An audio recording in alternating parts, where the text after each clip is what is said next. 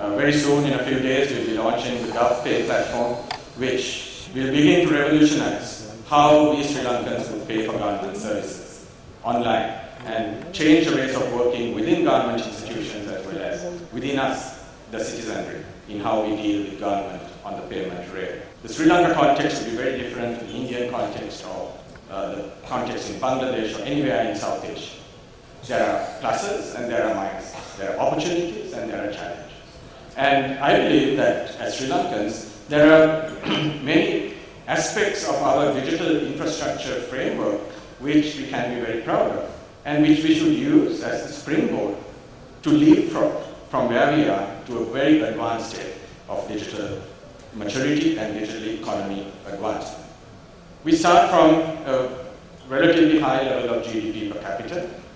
We have several vertical digital solutions in Sri Lanka which are mature, very good, very advanced. We can talk of our passport system, we can talk of our revenue license system, we can talk of our driving license system, the tax system.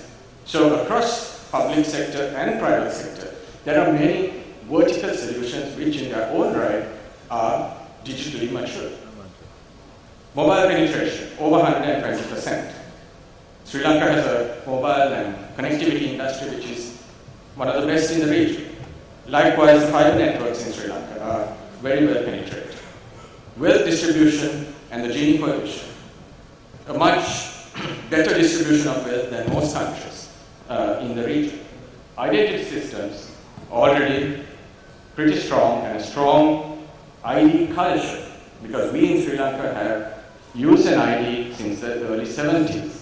And therefore, having an identity, being proud of your identity, being willing to expose your identity through a document or a certificate is very high in Sri Lanka and therefore an opportunity to build on. The payment networks, again, are very advanced. We already transact close to the full GDP of the country electronically, which is on a per GDP basis already at benchmark levels. All this is fine. But we must, again, acknowledge that there is a huge opportunity by using these strengths as a springboard to platform and apply horizontalization. Where we are not strong is in interoperability of the systems we have. We are not strong yet on sharing, data sharing capability across that ecosystem. And that is where DPI comes in. Digital public infrastructure is public, it's open, it's sharing based in terms of principles, and it's also an infrastructure. Any infrastructure, a road, electricity network, a pipeline, any infrastructure is meant by design to be shared. And therefore, if we bring in this horizontal layer, combine it with the strengths that government institutions and private institutions in Sri Lanka have built, and are already advancing, I think we have a huge leapfrog opportunity to make it to well above the 12% target in terms of digital economy to GDP.